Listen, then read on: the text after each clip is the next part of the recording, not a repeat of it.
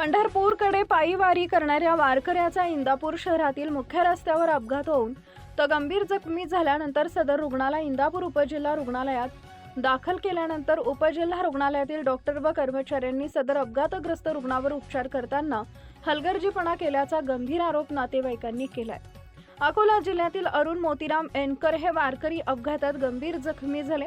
डोक्याला गंभीर मार लागून ते बेशुद्ध अवस्थेत असताना त्यांना तातडीने उपचाराची गरज होती, मात्र रुग्णालयात दाखल केल्यानंतरही त्यांना वेळेवर ऑक्सिजन देण्यात आला नाही असा गंभीर आरोप नातेवाईकांनी केलाय। जखमी रुग्ण अंत्यवस्थ असताना डॉक्टर व कर्मचारी नेमकं कुठे होते असा सवाल उपस्थित होते। पहाटे रुग्णालयात पोहोचलेल्या नातेवाईकांना रुग्ण कुठे आहे याची माहिती देण्यासाठी एकही जबाबदार कर्मचारी उपलब्ध नव्हता। ही बाब अधिकच धक्कादायक आहे। या घटनेमुळे इंदापूर उपजिल्हा रुग्णालयातील डॉक्टर व कर्मचाऱ्यांचा निष्काळजी व बेफिकीर कारभार पुन्हा एकदा चव्हाट्यावर आलाय। रुग्णांचे प्राण धोक्यात असताना अशी हलगर्जीपणा का? जबाबदारी कोणाची असे तीव्र प्रश्न उपस्थित होत आहेत। सामाजिक कार्यकर्त्या व शिवकन्या निशा शिंदे यांनी रुग्णालयातील डॉक्टर व नर्स यांची कमतरता आणि ढिसाळ कामकाजावर जोरदार टीका करत तात्काळ सुधारणा न झाल्यास रुग्णालयासमोर उपोषण करण्याचा इशारा दिलाय। रुग्णांच्या जीवाशी खेळ करणाऱ्या या प्रकारावर प्रशासन काय कारवाई करणार याकडे सर्वांचं लक्ष लागलंय। मी वैभव राऊत, राहणार मूळ रहिवासी विदर्भाचा।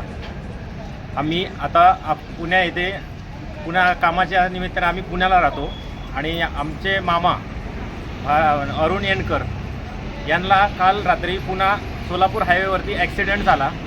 त्या ॲक्सिडेंटमध्ये नाही का एक कॉल आला आम्हाला की बाबा इंदापूर येथे जिल्हा रुग्णालयामध्ये तुमचे पेशंटला आम्ही ॲडमिट केलेलं आहे, तर तुम्ही इथं येऊन जा पुण्याला। तिथून रात्रीला आम्ही पुण्यावरनं निघालोय। पुण्यावरनं पोहोचलो इथं 3 वाजले।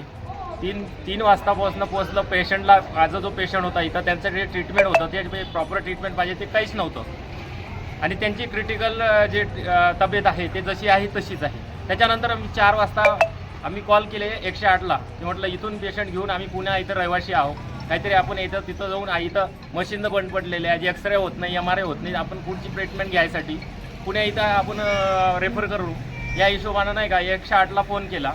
108चा फोन आतापर्यंत आता मी फोन केला 4 वाजता आणि ॲम्ब्युलन्स येते आता आल्यानंतर सांगतात की 2 तास झालाय। आणि दुसरं म्हणजे ॲम्ब्युलन्सवर कॉल केल्यानंतर सांगतात की तुमची अजून 4 वाजता आम्ही 8 वाजता तुम्हाला आम्ही ॲम्ब्युलन्स उपलब्ध करून देऊ। 8 वाजता फोन केल्यानंतर म्हणतात की अजून तुमचा इथं कंप्लेंटच दाखवलेली नाही आहे।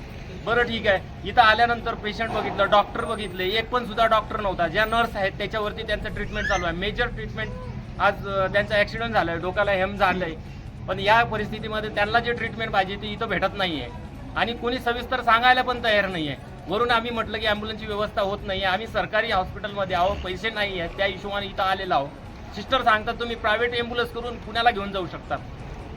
ह्या गोष्टीसाठी आम्हाला मदत पाहिजे होती। 6:15ला पेशंट इथं आणल्यानंतर सकाळून 10 वाजता डॉक्टरने ट्रीटमेंट चालू केली। तर माझी एकच कळकळीची विनंती की भरणे मामा तालुक्याकडे लक्ष द्या, एवढंच म्हणायचं मला, बाकीचं काहीच म्हणायचं नाही।